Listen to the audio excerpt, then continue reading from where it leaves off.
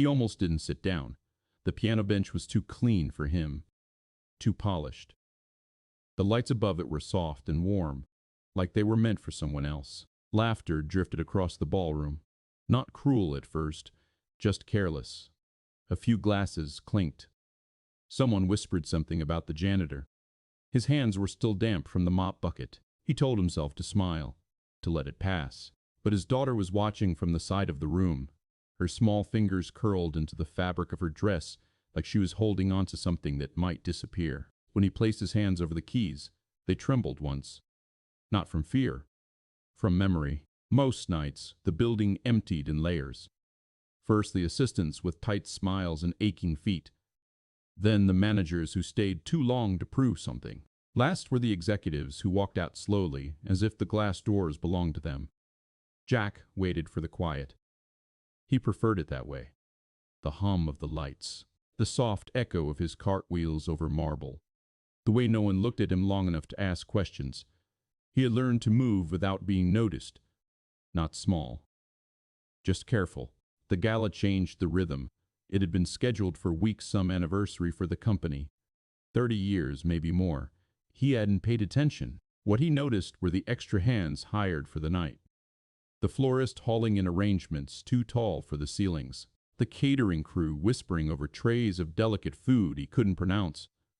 And the piano. They rolled it in 2 days before the event. A Steinway, black and heavy and quiet in a way that made the air around it feel thinner. Jack had stopped pushing his cart when he saw it. He hadn't meant to stare. The movers joked about its weight, about how no one at the company actually knew how to play. It was there for decoration, one of them said, a backdrop for speeches. Jack nodded like it didn't matter, but that night, after everyone left, he found himself standing near it again. The ballroom lights were off, only the hallway spilling a pale glow across the floor. The piano lid was closed. Perfect. He didn't touch it. He stood close enough to smell the wood, close enough to see his reflection in the finished, distorted, stretched, the reflection of a man with tired shoulders and hands that had learned other things. He told himself it was just an object. Still, he lingered too long. "Dad?" He turned. Lily stood in the doorway, backpack hanging from one shoulder. He'd picked her up from her after-school program and brought her back because the babysitter had canceled. She wasn't supposed to wonder. "You said I could sit in the corner," she said, defensive before he'd even spoken. "I did." His voice came out softer than he expected. "Just didn't know you were exploring." She walked closer, eyes wide when she saw the piano. "Is that real?" He almost smiled. "Yeah, like the one you used to play." His jaw tightened without warning. He glanced toward the hallway as if someone might be listening, though the floor was empty. "Used to," he said. She stepped toward it, small hand reaching. "Lily, not sharp. Just enough." She stopped. "Sorry." He crouched beside her. The marble floor felt cold through his knees. "It's not ours. We don't touch things that aren't ours." She studied him for a second too long. Kids did that. They watched what adults tried to hide. "Will you ever play again?" she asked. He stood up before answering, picked up the edge of his cart handle, adjusted something that didn't need adjusting. "I've got work." That was the end of it. For the moment. The night of the gala, he wore the same pressed shirt he saved for parent-teacher meetings. Dark slacks. Clean boots. He had debated not bringing Lily, but she'd begged to see the decorations. He promised her she could sit quietly near the coat check while he worked. He underestimated how loud wealth could be. The ballroom filled quickly. Dresses brushed the floor like water. Men laughed from their chests, confident, practiced. Someone had hired a string quartet for the entrance, but they stopped once the speeches began. After that, the piano sat alone again, lid still closed. Jack stayed near the edges. He emptied trash discreetly, replaced napkins, moved like a shadow between tables. He caught pieces of conversations without trying. Bonuses. Market expansion. Someone's second home near the coast. It didn't bother him. Not exactly. He had stopped comparing lives a long time ago. Comparison wasted energy. But Lily watched everything. She stood near a column, hands clasped in front of her like she was in church. Her dress was simple blue cotton, slightly wrinkled from sitting in the car. She didn't complain. She never did. At one point, a group of younger executives gathered near the piano. They had loosened their ties. Their laughter had turned careless. "Shame no one here can actually play that thing," one of them said. "It's just a prop," another replied. Jack felt Lily's eyes shift toward him. He kept moving. Then one of the men noticed him. "Hey!" the man called, snapping his fingers once, not aggressively, just without thinking. "You work here, right?" Jack paused. "Yes, sir." "You know how to play?" The question came with a grin that expected a joke. A few others turned. Jack shook his head slightly. "No." Lily's face changed. He saw it from across the room. Confusion first. Then something else. The man laughed. "Didn't think so. Can you imagine our janitor breaking into Beethoven?" More laughter. It wasn't cruel, not in their minds. It was just air passing between them. Jack nodded once and stepped back. He could have left it there. He should have. But Lily had taken a step forward. "He can play," she said. Her voice wasn't loud, but it carried. Conversations nearby softened. Jack felt heat rise up his neck. The executive looked amused. "Oh yeah?" Lily didn't look at them. She looked at her father. "You can." Silence stretched in a way that felt heavier than noise. Jack walked toward her slowly, each step measured. He bent slightly so his voice stayed low. "Lily, you used to," she whispered, stubborn. The man cleared his throat. "Well, now I'm curious." More people had started watching. The CEO stood across the room mid-conversation, attention drifting over. Jack's chest felt tight, but not from embarrassment. From something older. He straightened. "It's not appropriate," he said evenly. "Come on," someone urged. "One song. We could use the entertainment." A woman near the bar chuckled. "Let him try. Let him try." Jack looked at the piano, then at Lily. Her chin was lifted in a way that reminded him painfully of someone else. He understood suddenly that this moment would not pass quietly. If he refused, it would follow him home, into the kitchen, into the quiet space where Lily sometimes asked questions he couldn't answer. He set his card aside. There was a shift in the room, subtle, curious. He walked toward the Steinway, aware of every scuff on his boots. He reached the bench. For a second he considered wiping his hands again on his handkerchief. He didn't. He sat. The bench felt different than the one he remembered. Firmer, unforgiving. The keys waited. Behind him, the room held its breath, half amused, half impatient. Jack placed his hands in his lap, closed his eyes, and let the noise settle into something smaller. He kept his eyes closed longer than he needed to. Not for effect. Just to steady the shaking that had started low in his wrists. The room shifted behind him. A few quiet laughs. Someone whispering that this would be good. He opened his eyes and looked down at the keys. They were brighter than the old upright he once owned. Those keys had been worn smooth at the edges. These were sharp, clean, untouched by him. He flexed his fingers once. The joints felt stiff. He told himself that was from work, from scrubbing floors, from pushing heavy carts, not from absence. He pressed a single key, just to test the weight. The note rang out, clear and exposed, too loud in the wide room. A few people chuckled again, like a child hitting random keys. He didn't react. He adjusted his bench slightly closer. Then he placed both hands on the keyboard. For a moment, nothing came. Not because he didn't know what to play. Because he did, and that was the problem. He could feel it there, waiting. The piece he had carried around for years without letting it surface. It didn't belong in this room. It didn't belong under crystal chandeliers and polite wine glasses. But Lily was still standing near the column. She hadn't moved. He exhaled slowly. The first chord was soft, almost private, a minor shape that folded into itself before opening. No flourish. No introduction. Just wait. The laughter stopped first, then the whispers. The second phrase followed without hesitation, his left hand steadier now, anchoring the rhythm while the right traced something fragile over it. The Steinway responded in a way that surprised him. It didn't fight. It didn't resist his touch. It met him halfway. He forgot, briefly, that people were watching. The piece wasn't technically difficult, not by the standards of concert halls, but it required restraint, the kind of patience that hurt. Chopin. Nocturne in C-sharp minor. He hadn't spoken the name in years. He could hear his old teacher correcting his tempo in his head. Slower. Let it breathe. Don't rush what isn't meant to be escaped. He didn't rush. The melody rose gently, then dipped, like it was unsure of itself. Like it didn't trust the ground. His shoulders loosened without him noticing. He felt the shift in the room before he saw it. The executives who had been leaning against the bar now stood upright. The man who had first laughed had gone quiet, arms crossed, not defensive, just still. The CEO had stepped closer. Close enough that Jack could see him from the corner of his eye, but Jack wasn't playing for them. He wasn't even playing for Lily. He was playing because the sound felt like something he had locked away too long.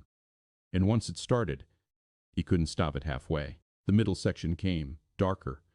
His hands moved more freely now, muscle memory returning in pieces. The Steinway's lower register filled the room with a depth that pressed against his chest. He swallowed once. There were moments in the piece where the melody hovered before resolving. Suspended, he let it hang, longer than comfortable. No one coughed. No glasses clinked. He remembered another night, years ago, when he had played this same piece in a smaller room. Not a ballroom. A living room with faded curtains and a couch pushed too close to the wall. She had been sitting on the armrest, listening the way Lily did now. Quiet. Patient. He nearly missed a note. His fingers trembled for a fraction of a second before correcting. He didn't look up. He moved into the final section carefully, the melody returning, but thinner now. Stripped down. Mike had given something away and wasn't sure what was left. The room felt different. Not impressed, not entertained. Just present. When he reached the last chord, he didn't strike it hard. He let it settle under his hands. Let the sound travel outward and fade on its own. He kept his fingers on the keys after the note dissolved. Silence. Real silence. He lowered his hands slowly into his lap. Only then did he turn. No one clapped immediately. They looked at him the way people look at something they don't have language for yet. The executive who had laughed first cleared his throat. But nothing came out. Lily's eyes were wet. She wasn't crying. She just looked at him like she'd found something she had been searching for. The CEO stepped forward. Jack stood before the man could speak. "Thank you for letting me use it," Jack said quietly. His voice sounded steady. It surprised him. The CEO studied him for a moment, not with amusement, not with pity, just measuring. "You've played before," the CEO said. "Yes, sir." "Where?" Jack hesitated. "Home," he answered. It wasn't a lie, just incomplete. A few people began clapping then. Not loud, not explosive, careful, as if they were unsure whether applause was appropriate. It grew slowly. Jack nodded once. He didn't bow. He didn't smile wider than necessary. He stepped away from the bench and walked back toward his cart. Someone moved aside to let him pass. The room didn't return to what it had been before. Conversations restarted, but softer, more thoughtful. The piano no longer looked decorative. Lily ran to him when he reached the edge of the ballroom. She wrapped her arms around his waist without speaking. He placed his hand on the back of her head. "You said you didn't play," she murmured into his shirt. "I said I don't." She pulled back slightly. "That's different." He didn't answer. Across the room, the CEO was still watching. Jack picked up his cart. There were still trash bins to empty, glasses to collect. The night hadn't ended, but something had shifted, and he felt it, not in the applause, in the quiet that followed him as he worked. The next morning felt wrong, not loud, not dramatic, just misaligned. Jack woke before the alarm, staring at the ceiling. The apartment was still dark. Pipes knocking somewhere in the walls, the refrigerator humming like it always did. He lay there longer than usual. His hands ached, not from scrubbing floors, from playing. He flexed them under the blanket, testing the stiffness. The pads of his fingers felt tender, like they had remembered something they weren't supposed to. In the other room, Lily moved around quietly. She had started doing that after her mother died, moving carefully in the mornings, as if sound might disturb something fragile. He sat up. The memory of the ballroom came back in pieces. The lights. The silence. The way the CEO had looked at him, not amused, not dismissive. Seen. He didn't like that word. In the kitchen, Lily was pouring cereal. Too much. It spilled over the edge of the bowl and scattered across the counter. She didn't curse, just sighed and brushed it into her palm. "I can get it," he said. "I've got it." She avoided his eyes at first. Then she didn't. "You didn't tell me you were that good," she said. He opened the cabinet for coffee. "It's been a while." "That doesn't go away." He didn't respond. She waited, spoon hovering above the bowl. "Why did you stop?" There it was. He poured water into the machine, buying time. People stop things. That's not an answer. He looked at her then. Really looked. She had her mother's way of holding questions. Not demanding, just steady. "It wasn't practical," he said finally. "Life changed." She nodded, but it wasn't agreement. It was storage. She was putting the answer somewhere to examine later. The rest of the morning moved as usual. Backpacks, shoes by the door, the walk to the bus stop. But people noticed him differently that day. Not on the street. They didn't know. At the building, when he stepped through the service entrance, two of the catering staff from the night before were smoking near the dumpsters. "Hey," one of them said, flicking ash. "You're the piano guy." Jack kept walking. "I clean floors." The man grinned. "Not last night." Jack didn't slow down. Inside, the lobby smelled faintly of leftover perfume and polished brass. The decorations were already being taken down. Flowers drooping. Banners half rolled. He felt relief at that. The gala had been an interruption. An anomaly. Things would return to their places. They had to. He started on the third floor, vacuuming conference rooms before employees arrived. Around 9, his supervisor, Marlene, found him near the break room. "You caused a stir," she said without greeting. "I cleaned up after." She gave him a look. "The CEO asked about you." His stomach tightened. "Why?" "Didn't say. Just wanted your name." "That's unnecessary." Marlene shrugged. Maybe not." She handed him a folded paper. "HR dropped this off." He wiped his hands before taking it. It wasn't a warning, not a complaint. It was a request. Meeting with the CEO, 2:30 p.m. Executive floor. He read it twice. Marlene watched his face. "If you're in trouble, it won't be for that music." He folded the paper carefully and slid it into his pocket. "I don't want trouble," he said. "Doesn't look like trouble to me." But she didn't sound certain. At 2028, he stood outside the executive office. The carpet was thicker up here. The air cooler, quiet in a different way than the empty floors at night. Controlled. He knocked once. "Come in."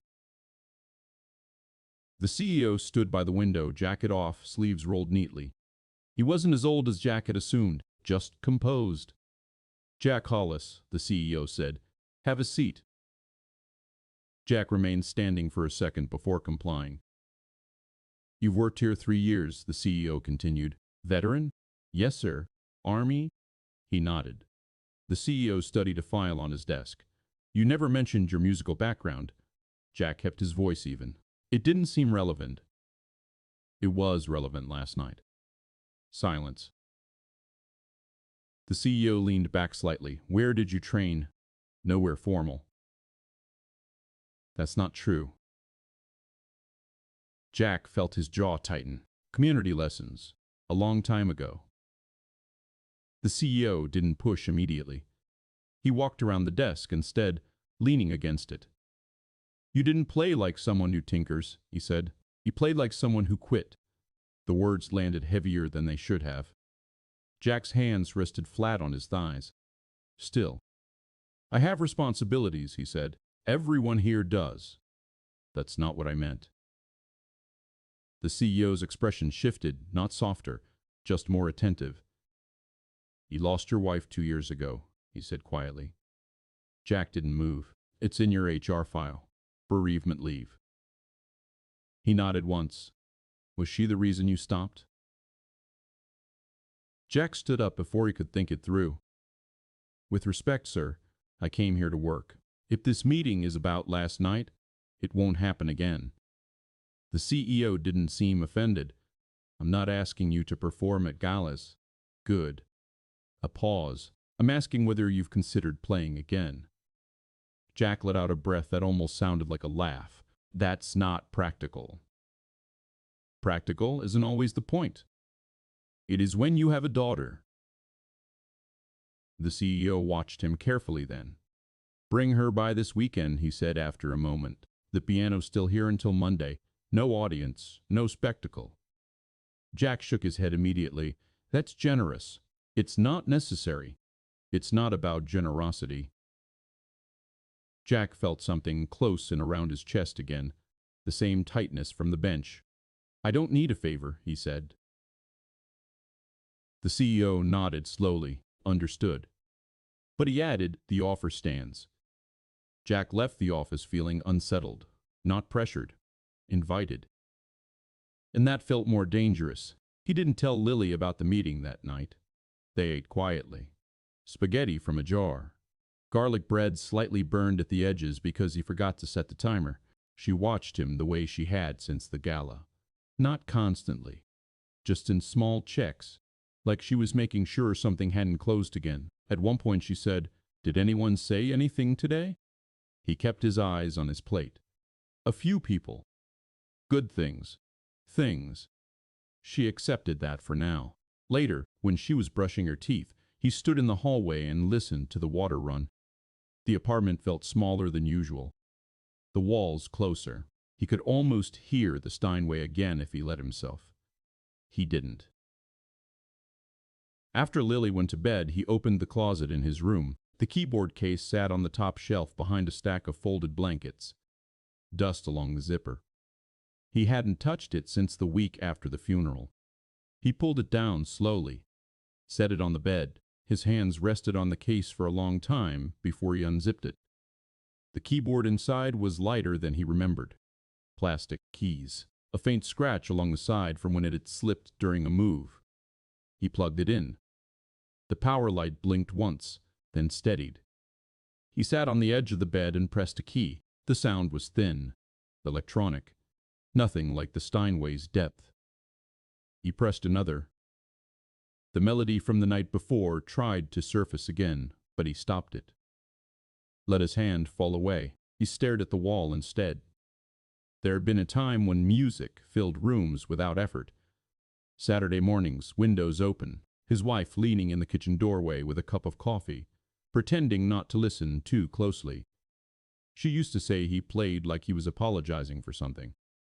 He never asked what she meant. The night she got sick, he had been practicing, working through a section over and over while she rested in the other room. He told himself he would stop after one more run-through. One more. The ambulance lights had painted the walls red and blue while the piano lid was still open. He hadn't closed it until weeks later. He pressed his fingers into his eyes now, hard enough to see color behind them.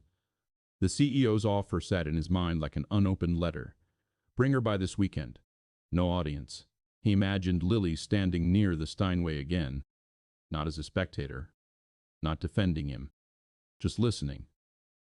The thought unsettled him more than the laughter had, because it would mean choosing it. He unplugged the keyboard and slid it back into its case. The apartment returned to its usual quiet. Friday passed without incident. No one mentioned the gala again in front of him. Conversations shifted when he entered rooms, but not in a cruel way. Just awareness. At lunch, he sat outside on the concrete steps near the loading dock. The sky hung low and gray. He watched a delivery truck back into place. He felt tired, not physically. The kind of tired that comes from holding something down for too long. When he picked Lily up from school, she was quieter than usual. In the car, she said, "They played music in class today." "Oh?" "Chopin." He gripped the steering wheel tighter without meaning to. "That's specific." "Our teacher said it's sad music." He nodded. "Is it?" "It can be." She looked out the window. "I didn't think it was just sad." He didn't ask what she thought it was. At home, she disappeared into her room and came back with a drawing. It was simple. A piano under a large ceiling light. A small figure sitting at it. "You forgot your boots," she said, pointing at the drawing. He took it carefully. The figure had no face, just hands on keys. "You looked different," she added. "How? Like you weren't cleaning." He swallowed. That night, after she went to bed, he sat at the kitchen table with the CEO's business card in front of him. He had taken it from the desk during the meeting without thinking. No audience, no spectacle. He picked up his phone, put it down, picked it up again. He didn't like owing people. He didn't like stepping into spaces that weren't meant for him. But Lily's voice in the ballroom. He can play echoed in a way he couldn't dismiss. He typed a short message. "Saturday afternoon works." He stared at it before sending. Then he pressed the button. The reply came 10 minutes later. "I'll have security expect you." That was it. No encouragement. No pressure. Just logistics. He felt something settle inside him. Not relief. Decision. Saturday arrived too quickly. Lily dressed without being told. The same blue dress from the gala, freshly ironed. She brushed her hair twice. "Is this like last time?" she asked in the elevator of the building. "No," he said. "It's quieter." "Are you going to play the same song?" "I don't know." That was true. When they stepped into the ballroom, it was empty. Chairs stacked along the walls. Tables gone. The chandeliers dimmed. The Steinway remained. The CEO stood near the back, hands clasped loosely in front of him. "No jacket today." He nodded once in greeting. Jack nodded back. No speeches. No introductions. Lily walked straight to the front row of stacked chairs and sat down, folding her hands in her lap. Jack approached the piano slowly. The room felt different without the crowd. Less heavy, more honest. He sat. This time his hands didn't tremble. He didn't close his eyes. He let them stay open. And he began again. He didn't choose the nocturne this time. That one belonged to a memory he wasn't ready to touch again so soon. His fingers rested on the keys for a moment, hovering, then lowered into something simpler, slower. A prelude he used to play in the evenings when the house was quiet and the dishes were done. It began almost like a question, soft, measured. The ballroom answered with stillness. Without the crowd, the sound moved differently. It didn't have to push through conversation.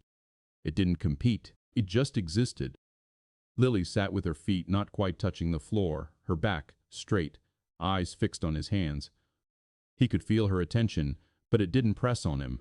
It steadied him. The CEO remained at the back of the room, not intruding, not pretending to be somewhere else either. Jack let the melody unfold at its own pace. The notes were spaced wider than the nocturne, more air between them. Each one carried weight, but didn't lean into sorrow the same way. It felt less like grief and more like something circling it. His shoulders stayed relaxed. He noticed small things, the faint scratch near middle C, the way the sustain pedal responded half a second slower than he expected, the way his left hand wanted to rush ahead and how he forced it to hold back. Restraint had always been harder than intensity. As the piece deepened, a low progression built under the melody, not dramatic, just steady, like footsteps on gravel. He remembered practicing this section years ago, while Lily napped in the other room, her crib positioned where he could see it from the piano bench. He used to play softly then, afraid of waking her. He smiled barely. The smile surprised him. Halfway through, he altered the tempo slightly. Not enough to be noticeable to anyone without training, but enough that the phrase landed differently, less polished, more personal. He wasn't performing now. He was choosing.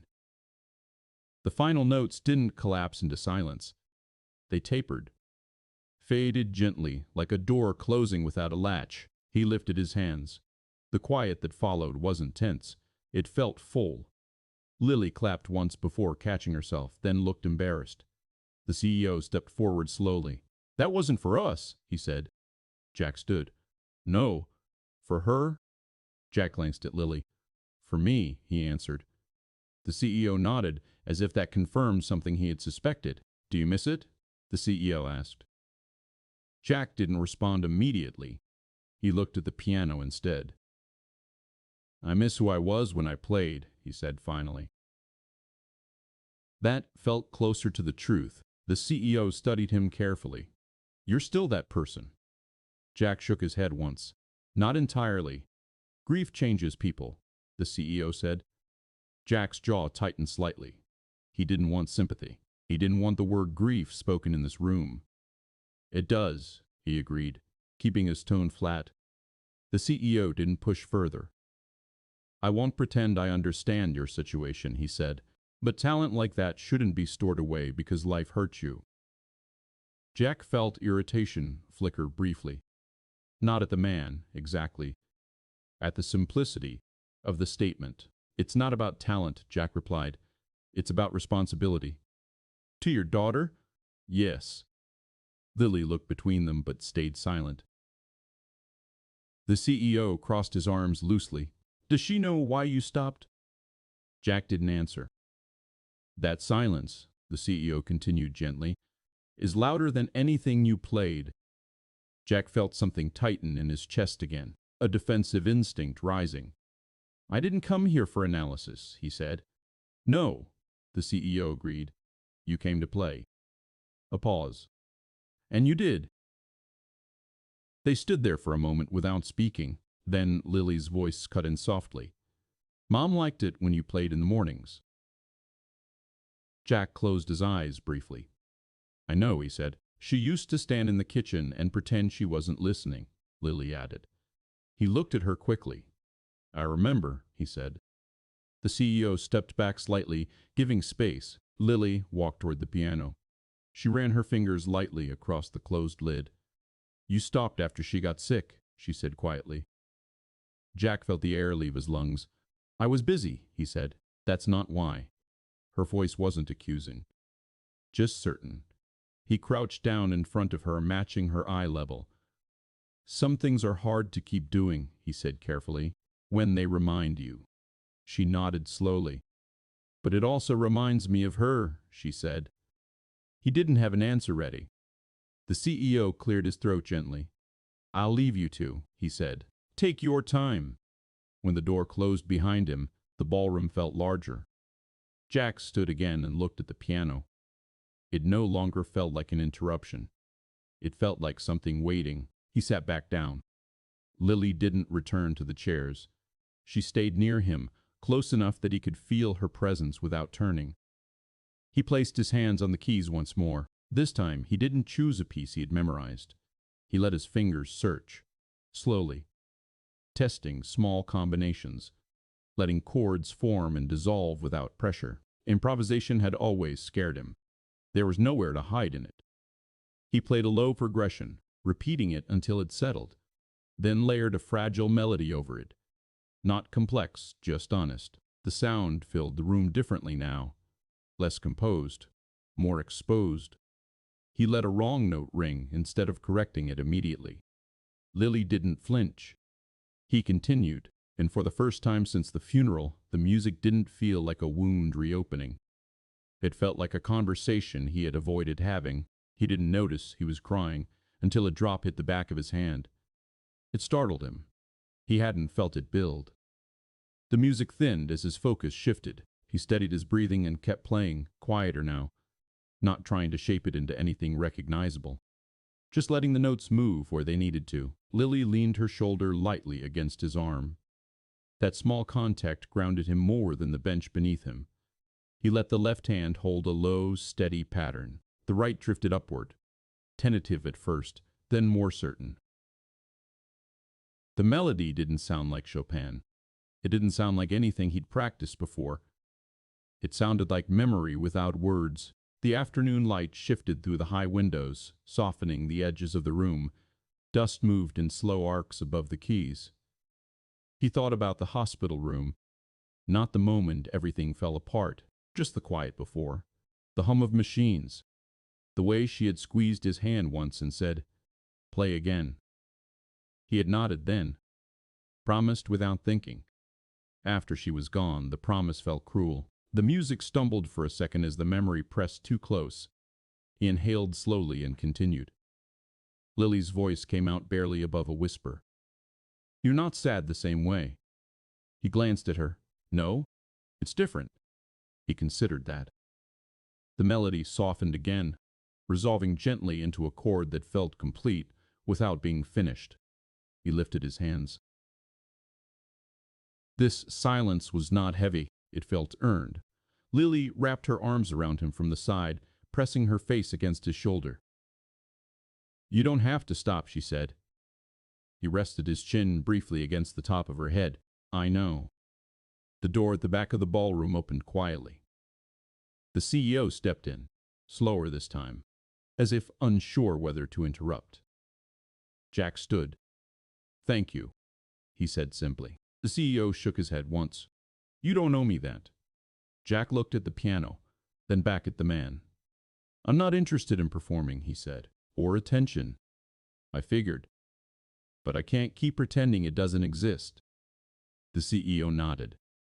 "There's a community center 2 blocks from here," he said. "They've been trying to rebuild their arts program. Funding fell through last year." Jack listened, but didn't speak. "They have an old piano," the CEO continued. "Out of tune, needs work." "I'm not looking for charity," Jack said. "It wouldn't be charity." The CEO held his gaze evenly. "It would be you choosing where your music goes." The words settled slowly. Jack glanced at Lily. Her expression wasn't pleading. It was open. "Let me think about it," Jack said. "Of course. No pressure, no deadline, just possibility." On the walk home, Lily held his hand longer than usual. "You were different today," she said. "How?" "You weren't hiding." He didn't argue. The city moved around them in its usual rhythm. Cars, sirens in the distance, a bus braking too hard at the corner. Nothing outwardly had changed, but something inside him felt less compressed. That night, after Lily fell asleep, he didn't put the keyboard case back on the top shelf. He left it on the desk. He didn't play. He just let it stay there. A visible thing. The following week at work, the shift in how people treated him remained subtle but real. A few nodded differently. One of the executives stopped him in the hallway. "That was beautiful," she said simply. He inclined his head once. "Thank you." He didn't linger. He didn't want the performance to become a story people told about him in passing. He didn't want to be the janitor who surprised everyone. He wanted the music to exist without spectacle. On Thursday afternoon, he found himself standing outside the community center the CEO had mentioned. He hadn't told Lily yet. The building was older. Brick chipped at the corners, a faded mural along one side. Children's voices carried from inside. Laughter mixed with the uneven thump of a basketball against wood flooring. He stood there longer than necessary. Then he stepped in. The front desk was staffed by a woman in her 60s with reading glasses perched low on her nose. "Can I help you?" she asked. "I heard you might need someone for music," he said. She studied him briefly. "Volunteer?" "Yes." She smiled faintly. "We always need volunteers." She led him down a narrow hallway to a multi-purpose room. The piano sat against the far wall. It was upright, brown, scratched, one key slightly higher than the rest. He walked toward it slowly, ran a finger across the top. Dust. He sat on the bench, pressed middle C. Flat. He pressed a chord. Out of tune. Uneven. But alive. He looked back at the woman. "When do you meet?" he asked. Tuesday evenings, she replied. He nodded once. I can come by. That night, when he told Lily, she didn't shout or jump. She just smiled in a way that reached her eyes fully. Will you play Chopin? She asked. Sometimes. Will you teach me? He hesitated. Yes, he said. The word felt right. Later, lying in bed, he stared at the ceiling again. The grief hadn't vanished. It never would, but it no longer felt like something that required silence. He thought about the promise in the hospital room. Play again. He hadn't understood then that the promise wasn't about performance. It was about staying open. He closed his eyes. And for the first time in 2 years, the memory of her listening in the kitchen didn't make him turn away. It made him want to sit at the bench, not to prove anything, just to begin again. The first Tuesday, only 3 kids showed up. Jack arrived early. He had spent the afternoon adjusting the piano as best he could, tightening what he understood, accepting what he couldn't fix alone. The room smelled faintly of floor cleaner and old paper. He stood beside the upright when the door opened. The first boy walked in with his hood up, headphones around his neck. He didn't look at Jack, just dropped into a chair near the back. Then a girl with tight braids and careful posture. She scanned the room like she was measuring exits. The third was younger, maybe 8. Restless hands, curious eyes. Jack cleared his throat. I'm Jack, he said. No one responded. That's a piano, he added, nodding toward it. The younger one snorted softly. He didn't mind. He had never been good at introductions. He sat on the bench, pressed a chord. The sound wavered slightly. Imperfect. Doesn't sound great, the boy with the headphones muttered. It doesn't, Jack agreed. He played a simple scale. Slow, still works. The girl tilted her head slightly. He didn't launch into a speech about discipline or expression. He didn't talk about grief or passion or opportunity. He just played something small, a short progression that moved from minor to major and back again. Music's not about being impressive, he said quietly when he stopped. It's about paying attention. The younger one slid off his chair and wandered closer. Can I try? He asked. Jack nodded. The boy climbed onto the bench without waiting for permission to be repeated. His fingers banged randomly at first. Jack didn't correct him. Find one you like, he said instead. The boy pressed the key and held it. Listened. Pressed another. Then another. That one, he said, pointing. Okay, Jack replied. Start there. The girl approached next. Her hands were steadier. She tested the keys carefully, like she was asking questions she wasn't sure she wanted answered. The boy with the headphones stayed seated for a long time. Then, eventually, he stood and walked over. I don't read music, he said flatly. Neither did I at first, Jack replied. That wasn't entirely true, but it was close enough. They took turns. The hour passed without structure. No formal lesson. Just sound. Trial. Laughter when a wrong chord clashed too hard. When the room emptied, Jack remained seated for a while. His hands rested on his knees. He felt tired again, but it was a different kind of tired. Not from holding something down, from letting something move. At work, the attention faded slowly. People returned to their usual concerns. The gala became a story that surfaced only occasionally. He preferred it that way. One afternoon, the CEO stopped him near the elevator. How's the center? He asked. 3 students, Jack said. That's how things start. Jack nodded. Thank you, he added. The CEO shook his head lightly. I didn't do anything. You opened a door. The CEO considered that. You walked through it. They didn't speak about it again. At home, Lily began sitting beside him at the keyboard. Her hands were smaller than his had been at her age. He showed her how to curve her fingers gently. Not stiff, he said. Let them rest.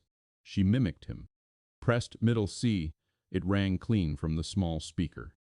Again, she said. He smiled faintly. They started with scales. She complained once. This is boring. He nodded. It is. She studied him suspiciously.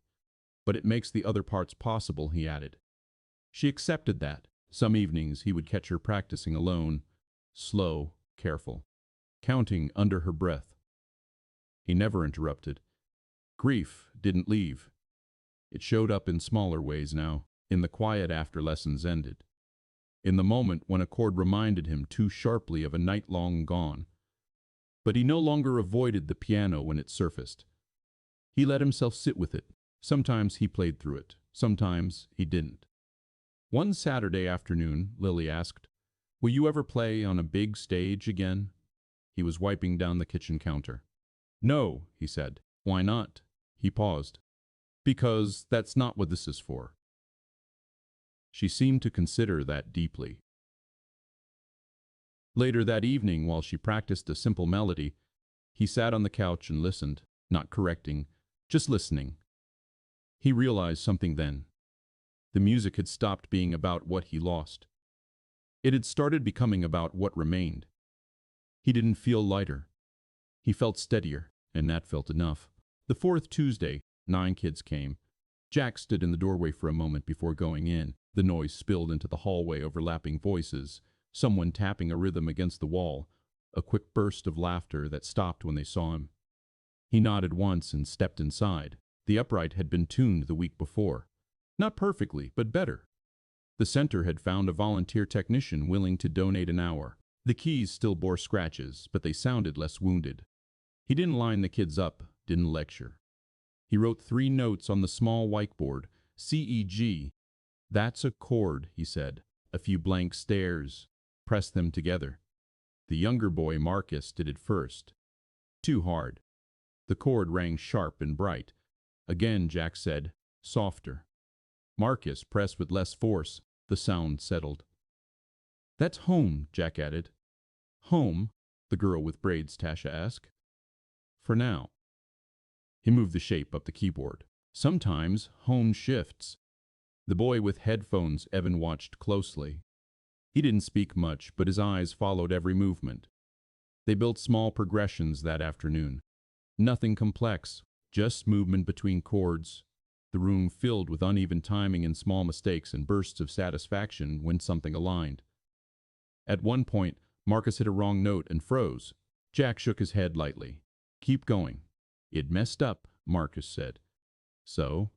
Marcus frowned. "So play the next one." The boy hesitated, then continued. The wrong note faded under the new ones. Jack met his eyes briefly. Marcus looked relieved. He understood that look. 2 weeks later, the center director approached him after class. "We're hosting a winter showcase," she said carefully. "Nothing formal, just families." Jack stiffened before he could stop himself. "It's optional," she added quickly. "The kids could play something small." He looked toward the piano. "They're not ready," he said. "They don't have to be perfect." "That's not the point." She studied him. "What is the point?" she asked. He didn't answer immediately. He had avoided stages for a reason. Not because he feared playing, because performance turned something personal into something consumed. He didn't want that for them. "They can decide," he said finally. She nodded. That evening he mentioned the showcase casually. "Do we have to?" Evan asked. "No." "Can we?" Tasha countered. "Yes." Marcus bounced slightly in his seat. "I want my mom to see." Jack felt something shift inside him. "All right," he said. "Then we'll prepare." Preparation changed the room. The laughter stayed, but focus sharpened. He divided them into small groups. Duets for those who didn't want to sit alone at the bench. Simple melodies layered over steady left-hand patterns. He showed them how to breathe before starting. "Don't rush," he said. "Silence isn't your enemy." Evan stayed late one afternoon. When the others left, he remained seated, hands resting on the keys without pressing them. "You played somewhere big before, didn't you?" Evan asked without looking up. Jack hesitated, once or twice. "Were you nervous?" "Yes." "What'd you do?" Jack considered. "I played anyway." Evan nodded slowly. "That's it?" "That's it." Evan pressed a chord, softer than usual. "My dad doesn't come to stuff," he said. Jack didn't offer comfort. "Then play for you," he said. Evan's jaw tightened briefly, but he didn't argue. At home, Lily practiced her piece for the showcase, even though she wasn't enrolled at the center. "I'm not performing," she said quickly when he raised an eyebrow, just in case. He didn't challenge her. One night, she stumbled over a measure and slammed her hand against the keyboard. "I can't get it," she muttered. He walked over slowly. "Yes, you can. You don't know that." He crouched beside her. "You think I didn't miss notes? That's different." "It's not." She looked at him frustrated. He placed his hand gently over hers on the keys. "Again," he said. She played the measure. Slower. Careful. It landed. She didn't smile right away, but her shoulders lowered. "See," he said quietly. She nodded. The night of the showcase arrived without grandeur. Folding chairs set up in uneven rows. A string of paper snowflakes taped along the back wall. Parents shifting in their seats, phones ready. Jack stood near the piano as the kids gathered. Marcus bounced in place. Tasha closed her eyes briefly. Evan stared at his hands. Jack knelt slightly so they could see his face. "No one here is judging you," he said. "They're listening." "That's worse," Marcus whispered. A faint smile touched Jack's mouth. "Then don't play for them," he said. "Play because you chose to learn this." They nodded. The first group went up. Wrong notes happened. Tempo wavered. But no one stopped. When Marcus finished his short solo, he looked stunned. The applause was loud. Not refined, just proud. Evan's duet came last. He hesitated before sitting. Jack met his eyes once. Evan inhaled, then began. His hand shook in the first measure. The melody faltered slightly. Jack didn't move. Evan adjusted mid-phrase and continued. When he finished, he didn't look at the audience. He looked at the keys. Then, at Jack. Jack gave a single nod. After the final applause, parents crowded the kids. Voices filled the room. Jack stepped back. He didn't need to be in the center. Lily slipped her hand into his. "You're not hiding?" she said quietly. He looked down at her. "No," he agreed. Across the room, the CEO stood near the doorway. Jack hadn't known he would come. The man didn't approach immediately. He just watched the kids gather their coats, watched the uneven joy ripple through the space. When their eyes met, the CEO inclined his head slightly. No words. None were necessary. Jack looked back at the piano. It no longer felt like a monument to something lost. It felt like a tool. A bridge. Something ordinary and sacred at the same time. He felt the weight he carried shift again. Not disappear. Just redistribute. And when he and Lily stepped out into the cold night air, he didn't feel like he was returning to something smaller. He felt like he was walking forward. Winter settled in without asking permission. The mornings grew darker. The apartment windows gathered a thin film of frost that Lily traced with her finger before school. Jack kept the keyboard on the desk now. It had become part of the room, not an object tucked away. Tuesday nights at the center filled steadily. 12 students by January. A waiting list by February. He didn't advertise. He didn't push. He just showed up. One evening, after the others had left, Tasha lingered near the door. "My mom says thank you," she said, eyes focused somewhere over his shoulder. "For what?" "For making me stay." Jack almost smiled. "You stayed." She shrugged and left. He locked up slowly. The routine steadied him. Work during the day. Lessons in the evening. Practice at home with Lily somewhere in between. But life didn't smooth itself into something simple. Bills still arrived. The car still made a noise he couldn't afford to fix yet. Grief still surfaced in quiet corners, like when he found one of his wife's old scarves tucked behind winter coats. He didn't avoid those moments anymore. He let them pass through him. One Saturday afternoon, the CEO called. Jack considered letting it go to voicemail. He answered on the fourth ring. "Jack." "Sir." "I won't keep you long," the CEO said. "There's a board dinner next month. Small, private. They've asked about you." Jack leaned against the kitchen counter. "I don't perform," he said calmly. "I know." Silence. They're interested in funding the community center, the CEO added, after hearing about the showcase.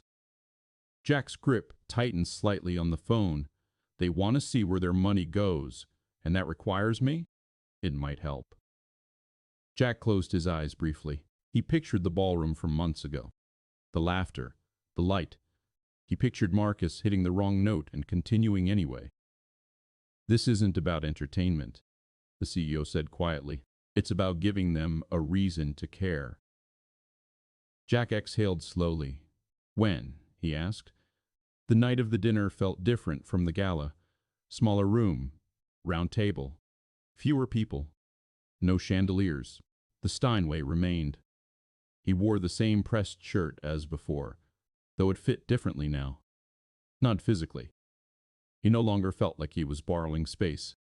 The board members spoke politely, asked measured questions about the center, about the kids. Jack answered simply, no embellishment.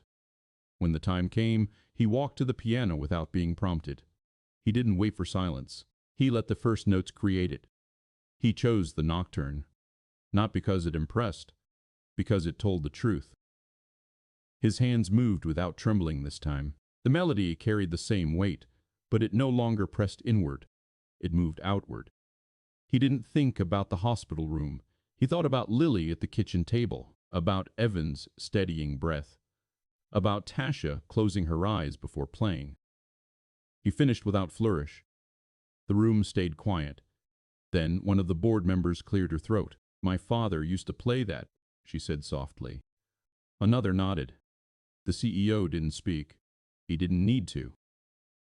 Jack stepped away from the bench. I don't need a stage, he said evenly, but those kids need instruments that stay in tune. A few faint smiles. One of the men leaned forward. We can arrange that. Jack nodded once. He returned to his seat. No applause this time, just agreement. It felt better. The new piano arrived on a gray Tuesday morning. Not a Steinway. Not polished for display. A solid upright. Warm wood. Clean keys. Tuned. The delivery men maneuvered it carefully into the community center's multi-purpose room while the kids hovered near the doorway, pretending not to stare. Marcus whispered, Is that ours? Jack nodded. For now, he said. Tasha ran a finger along the edge, reverent without meaning to be. Evan didn't say anything. He just sat on the bench and pressed a single key. The note rang clear. No wobble, no apology. The room felt different immediately. Not bigger, just more possible. Jack stood back and let them approach it in their own time. He didn't give a speech. He didn't explain where the funding came from. It didn't matter. What mattered was the sound.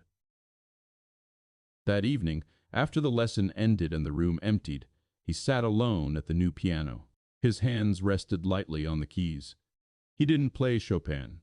He didn't play anything he had memorized. He played a slow progression, one he had been shaping quietly over the past months, something built from the fragments of his improvisations, from the pauses between grief and breath.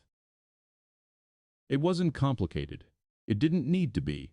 He let the melody rise and fall naturally, not forcing resolution too soon. When he finished, he stayed seated. The silence no longer felt like something waiting to collapse.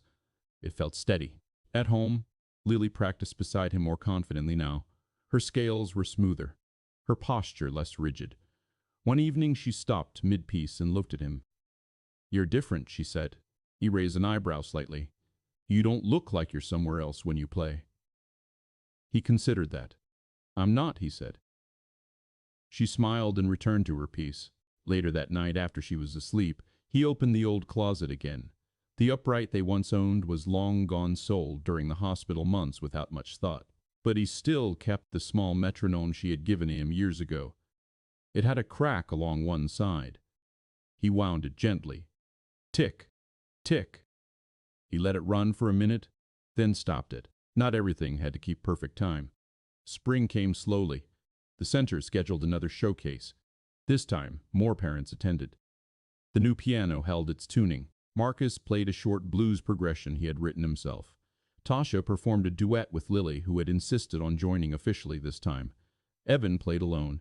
He didn't hesitate. Jack watched from the side of the room, not as a teacher measuring mistakes, not as a man proving anything, just watching. After the final piece, the applause felt fuller than before. Not louder, warmer. The CEO attended again, standing quietly near the back. When the room began to empty, he approached Jack. "You did this," the CEO said. Jack shook his head lightly. "They did." The CEO studied him for a moment. "You're not hiding anymore."